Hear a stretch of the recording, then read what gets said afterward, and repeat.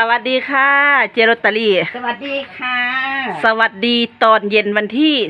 11มกราคม2569มื้อนี้บ่าวเฒ่าเพิ่นว่าให้มาเอิ้นเจโรตารี่เพิ่นว่าจากนครพนมได้มาหรือยังชุดสุดท้ายได้มาแล้วค่ะโอ้ได้มาแล้วเนาะเล็กข้างหมอเข่าไว้ก่อนเจเพิ่นข้างหมอเข่าไว้ทานะค่ะผู้ชมเอ้าไปเจไปบ้านบ่าวเฒ่าจ้ะได้ไปได้กับคนดังอยู่แล้วละมื้อนี้ บ่าวเฒ่าเพิ่นว่าให้มาตามเจโรตารี่ค่ะผู้ชมเพิ่นนะคะผู้ชมเจเอาเป็นจังไดลอตเตอรี่ขายดีบ่งวดนี่พ่อได้ขายอยู่ติดหยังขายดีกว่าหมู่อันเจ้ขายตาอันบ่มีชุดใหญ่แหมบ่ใบเดียวจังสิแหมจ้ะคู่2คู่ก็เลยได้ขายดีแม่นบ่ค่ะพอได้ขายแต่แม่หมูจ้ะใบ2ใบ3เอามื้อนี้เจสวยเป็นพิเศษเด้มื้อนี้บ่สวยล่ะผมก็สวยได้ยินแต่เสียงนี่แม่พูดไปตามไปลากโตมาเลยทีเดียวนี่ไปเก็บไปเขาได้บ้านเจเพิ่นกำลังนึ่งข้าวกำลังเข่าก็เลยบอกว่าให้ฟ้าวมาเลยความสะดอกให้มากความสะดอกแม่หมูไปตามเจมาดวนสะดอกกำลังหนึ่งเข่าเป็นคนดังอยู่เป็นคนดังเอานั่งยืนตัวตามสบายก็เจนั่งยังสิล่ะนั่งตรงคือคักแต่เจซูเมอร์นี่ไหมเอานั่งตรงเจนั่งตรงเจเอานั่งเจอันนี้ยุบได้อ้วนแห้งสวัสดีเจลอตเตอรี่สวัสดีค่ะ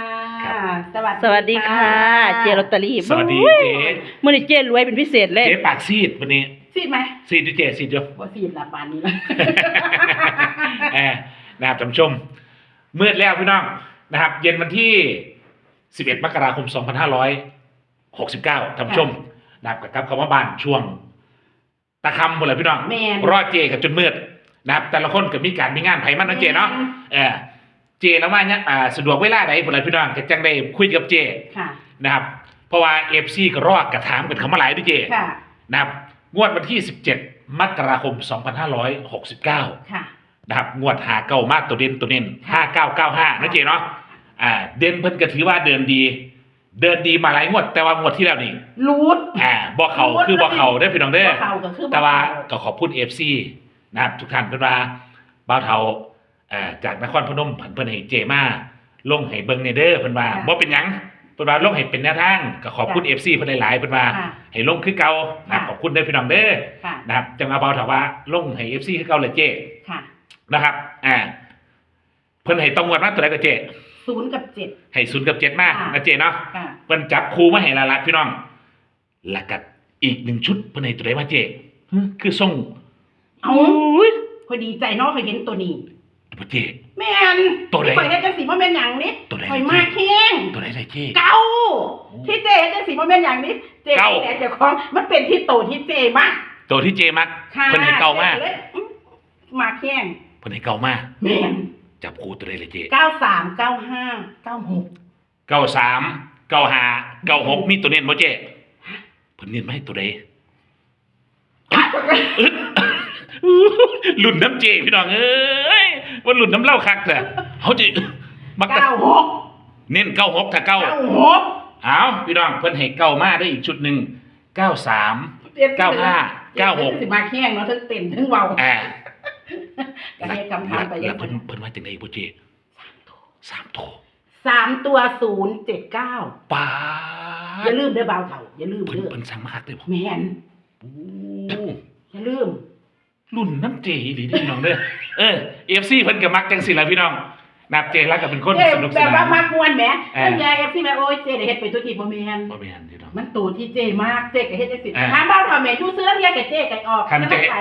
จแล้วออกซื่อๆก็บ่แม่นตัวเราดอกพี่น้องแล้วก็ต้องมีท่าทาง FC ก็มักเบิ่งแบบนี้ถ้าลองให้เจแล้วนั่งนิ่งๆบอกตัวนี้ได้บ่าวเฒ่าเด้อตัวนี้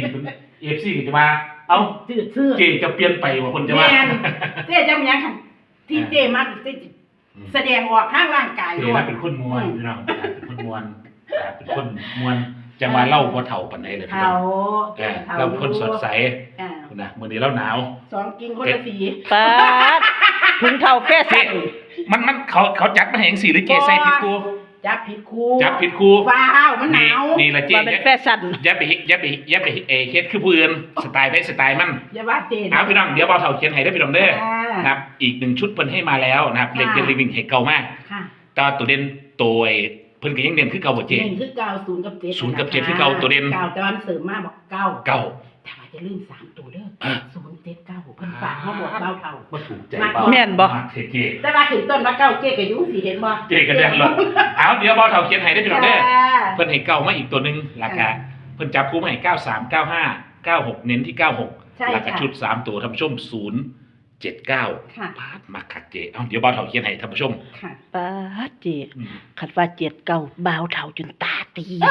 มา ป้า เบิ่นมา ด ที่ เพิ่น นี่ มั เนาะ กแห้ง เอาเจ๊ก็มา เจก็มักคือกันบ่ แล้วสันเจ๊สิจังสี่บอกแม่หมู โอ้ยเจมักตัวใดเจมักตัวใดเจมักตัวใด โตวงกลมนี่เนี่ย ตัวใดหรือตัววงกลม96ว้ายเจ จะมากบ่ ตรงกับตาวินฝันเลย เอ้าเพิ่นฝันมื้อใดล่ะ เพิ่นฝันมือเสาเพิ่นเว้าสู่ฟังมื้อเสานี่ เจ้ถ้าเรา เพิ่นฝันว่ารถหายว่าซั่น คัน เพิ่น ไหน ว่าคันของเจตัว พ่อออกมาว่าซั่นรถไม่มีเลยว่าซั่นรถหายว่าซั่นเพิ่นว่า ประตูอ้าซ่าว่าซั่นเพิ่นว่าตกใจถามเจลอตเตอรี่ว่าซั่นว่า แต่ว่า ว่าจังได๋ เดี๋ยวแล้วนี่สิมีอีพี่หน้าให้ฟัง บ่ปาด เจ้าเว้าเลี้ยงรถคอยจะสอนอันนี้สุฟัง เอาท่านผู้ชม แต่ว่าขอเป็นคลิปหน้า ขอ EP หน้า เอาท่านผู้ชมจังถ้าฟัง เจ้เว้าเพราะว่า เจ้เพิ่นจะเว้าอิหยังให้ฟังบัดนี้ ที่จะคิดนั่นคิดนี่มื้อเช้าเลยบ่เว้า เลยบ่เว้า เจ้ออกไปจ่ายตลาด อืม ไปซื้อของ ไปแตะเช้า ไปแตะเช้า โอ้ ไปแตะเช้าแล้วบัด ของแม่น ขายลอตเตอรี่ ตาวินเพิ่นว่าไม่เห็นรถพ่อตกใจว่าซั่นเพิ่นว่า เว้าเลี้ยงรถก็เลยขึ้นกับความฝัน อืมเอาท่านผู้ชมจังถ้าฟังน้ำกัน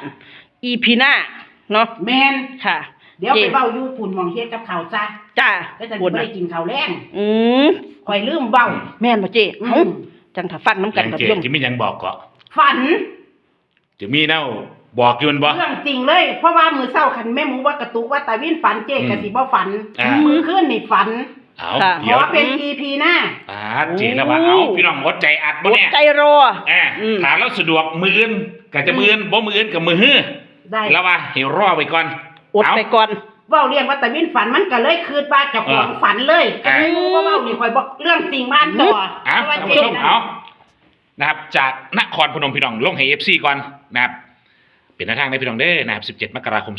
2569นะครับเพิ่นให้เจลอตเตอรี่มาคือเก่าพี่น้องนะครับงวดที่ผ่านมาบ่เขานะครับเฮากับว่าบ่เขาท่านผู้ชมงวด5995มาตัววงมาตัวเน้นนะครับงวดเขากับเขาท่านผู้ชมนะครับเพิ่นให้มาตั้งแต่ต่องวดก่อนใครนะครับเลขเด่นเลขวิ่ง0กับ7นะครับ305090 717279เพิ่นให้เน้นหลัก0กับหลัก7ครับท่านผู้ชมงวดนี้เน้นที่หลัก0กับหลัก7นะครับแล้วก็อีกชุดนะครับที่เพิ่นให้มามื้อนี้คือเก่า ค่ะ 93 95 96เพิ่นกับบทิมเก่าได้อพี่น้องได้อจากนครพนมนะครับชุดเน้นก็คือหลัก0กับหลัก7 30 50 90เน้นที่50หลัก7 71 72 79เน้นที่79หลักเก่านี่จะเป็นชุดร่องพี่น้อง93 95 96เน้นที่96และเพิ่นย้ำมาคักชุด3ตัวพี่น้องจังว่าเบาเท่าได้ว่าถูกใจเบาเท่าคักพี่น้องเพิ่นก็จับตัวเด่นเพิ่นนี่แหละใส่กัน079นะครับ3ตัวนะครับชุดเดียวพี่น้องนะครับชุด3ตัวทามักนะครับ07ผู้ใดมัก07ก็ตัดเอานะครับ09ก็มีแล้ว79ก็มาตัวเน้นเพิ่นเลยนี่เห็นบ่พี่น้องนะครับเพิ่นเน้นให้เลย อย่าลืม นะครับ สา จังหวัด มตัว อย่าลืมเลยบ่เจ ค่ะ เพิ่นย้ำว่าอย่าลืมเลยเห็นบ่079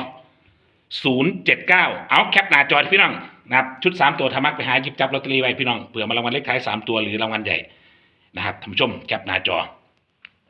เจแล้วว่าพี่น้องฝันแล้ว ค่ะ ป้าดตื่นเต้นแต่ว่าเจแล้วว่าให้รอก่อนพี่น้อง ให้รอ รอบ่โดน แม่น มันมาเจ ค่ะ เอาท่านผู้ชมถ้าเจเพิ่นว่าให้รอแล้วรอก่อนมันต้องมีที่เด็ดแน่นอนมันมาเจ แม่น ที่เด็ดคัก แม่น ธรรมดาพี่น้องเบาเท่าได้ถามเด้ว่าเจจะฝันไป เพิ่งคืดพ่อ จังว่านี่เจแล้วเราป้าดเอาจะเป็นจังไดเดี๋ยวจังรอชมรอฟังนะเจเนาะ ค่ะ เบาเท่าขอบคุณจากนครพนมพี่น้อง ค่ะ และก็ที่สำคัญขอบคุณเจลอตเตอรี่พี่น้อง ขอบคุณค่ะ เจลอตเตอรี่ ขบคุณเด้อ ค่ะ แล้วก็เบาเท่าขอบคุณ FC แฟนคลับทั้งช่องทุกท่านเลยพี่น้องเด้อนะครับขอบคุณพ่อใหญ่แม่ใหญ่พี่ปานาสุขุสุคนเพิ่นว่าลงโลดนะครับเพิ่นก็ว่าให้เบาเท่าลงลงโลดสั่นมาจากนครพนมขอบคุณหลายๆพี่น้องนะครับพอกันคลิปหน้าสวัสดีครับ ให้โชคให้มันกันเด้อค่ะพอกันไม่คลิปหน้าค่ะคลิปนี้สวัสดีค่ะ